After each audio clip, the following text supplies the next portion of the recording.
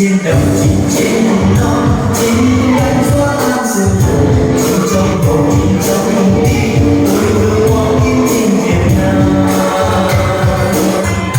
Hót đi chim hót cho mặt trời hồng quê ta, hót đi chim hót cho đời lòng chân chuột xa.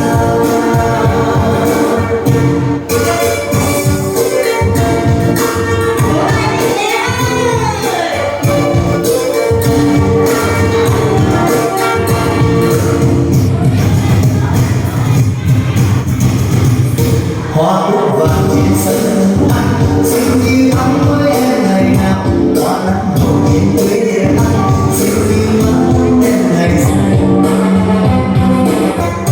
Nắng lên đi nắng lên đi nắng lên hồng nụ cười với em, nắng lên đi nắng lên đi nắng lên hồng ruộng hoa xanh tươi.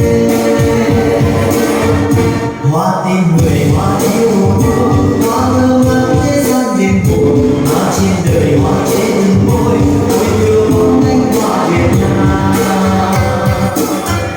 Nắng lên đi nắng lên đi nắng lên hồng nụ cười với em, nắng lên đi nắng lên đi nắng lên hồng ruộng hoa xanh tươi. Trăng sáng ngời trên đôi hoa trăng lên tiếng hát vui em già, trăng sáng ngời trên non xa trăng xua bóng chân một ta. Sáng lên trăng sáng cho người tìm về bên nhau, sáng lên trăng sáng cho tình người lỡ đến sau.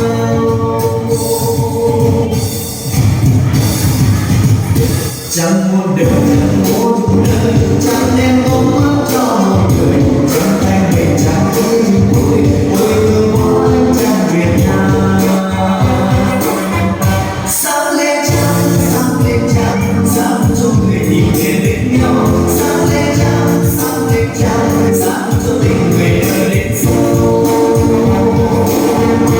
Bao nhiêu đêm bao nhiêu hoa bao nhiêu đêm thắp lên trong bầu, yêu quê mẹ yêu quê cha yêu luôn những mái tranh làng xa.